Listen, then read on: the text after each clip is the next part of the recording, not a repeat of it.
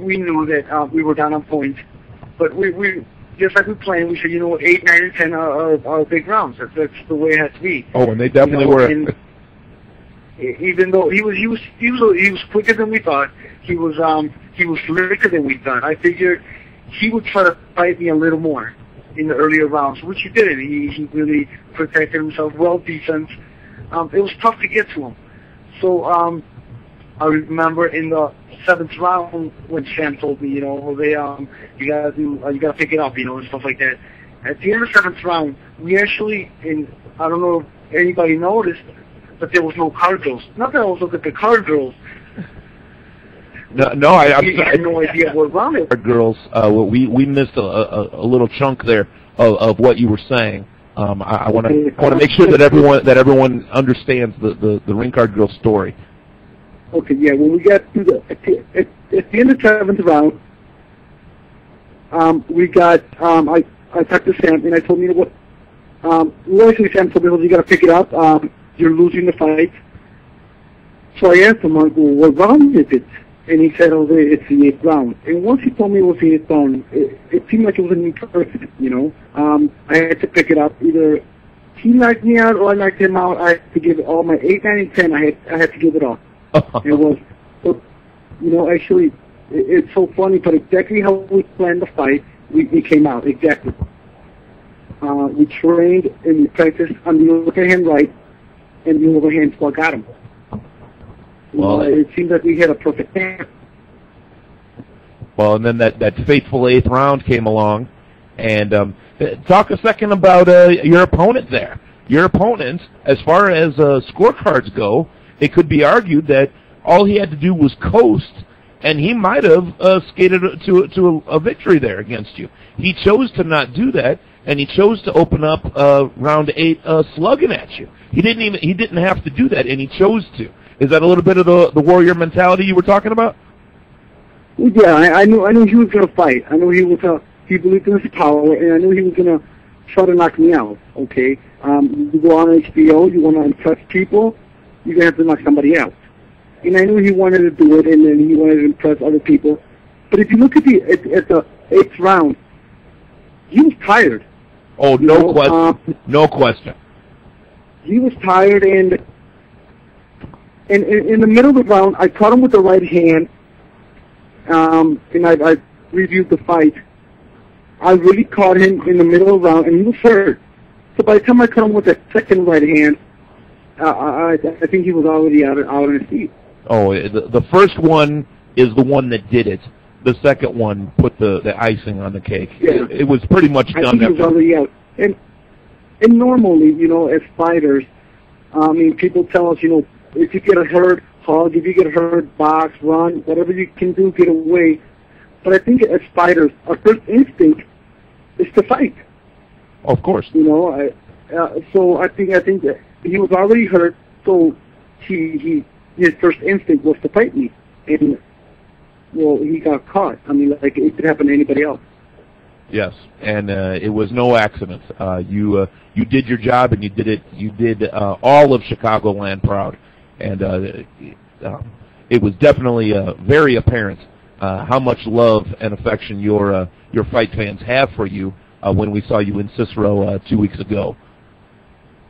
I got a quick question for you here. Is as being a fighter, is it easy to tell sometimes if you got the other guy hurt, or are you afraid sometimes that he's playing possum, or can you really tell? A lot of people say something. World champion to know when somebody's hurt, but I really think that you really can't tell sometimes. At the level that we're fighting today, we know how to maneuver. We know how to act like we're not hurt. We've been around. So I think it's tough to tell when somebody's hurt. I believe that Litzau was hurt. I couldn't tell he was hurt until I reviewed the fight. So I think it all happened fast in there. Well, yeah. If you're the one in the ring doing it, it's going to happen really fast. It might have been apparent to the viewers. I thought he was hurt after round 6. I thought he was definitely slowing down, and you were getting to him a little bit more. You absolutely owned round 7 in my estimation, and round 8 he had no chance whatsoever. Correct. Yeah. In round 8, he completely stopped punching. He tried punching with me, and I can tell on his punch that there was nothing left. I've got 2 more questions for you. The first one is, somewhere, Jose, right now there's a kid listening whose friends are maybe a bad influence. Maybe they're bad seeds. Maybe a little bit of the street life or the thug outlook on life. But this kid's got a boxing gym nearby. Talk to that kid for a second right now, live on the air. Why should he go into that boxing gym instead of, heading towards something that would be very simple and just slip into that thug lifestyle? I know you have, obviously, growing up in Illinois, there are some bad areas and there are some good areas, so you definitely know the difference. Talk a second to that child. What kind of motivation can you give him? Someone who just scored an awesome knockout off of a top prospect, live on HBO. Talk to that kid for me for a second. I was that kid that my friends were out partying, my friends were out doing other stuff, my friends were gang banging, which are still my friends now. I never gang banged nothing like that. But I was the kid out running. I was the kid out dedicating myself, and it got me somewhere. I mean, I tell kids, it doesn't have to be boxing, but find something that can inspire you to do better. Friends and everything else, they will always be there. But when you get to a certain age, you're going to find yourself not having no more friends anymore. So you're going to have kids, you're going to have a wife, and it's very good. It's a very good satisfaction when you are making money, and you can look back at your past and you think, you know what, I did this because I believed in it and it worked out. There's no better satisfaction than knowingly saying I dedicated myself and it paid off. Well said from a championship caliber fighter. We're going to see a belt around your waist very soon, Jose Hernandez. I'm a firm believer in that. Everyone in the room is a believer in that. My last question for you, what are we going to see next from Jose Hernandez?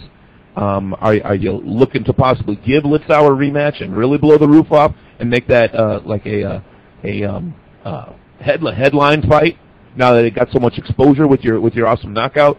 Do you want to fight Litzau again? Do you want to maybe give someone else a chance at a crack at you? What are you looking to do?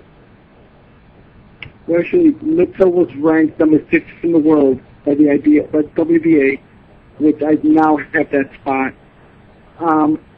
We're looking at somebody at the top 5. We really want to get closer to the world title. I think it's every dream and every fighter out there to win a world title. We're 2, if not 1 step away.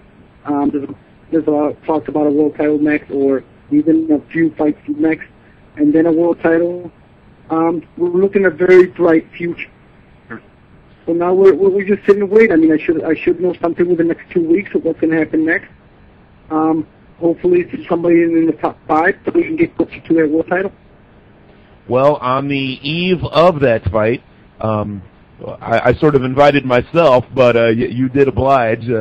I want to come on down to your establishment, Copas, and maybe do a live broadcast from there and get you on there and just catch you in your element a little bit. How do you feel about that?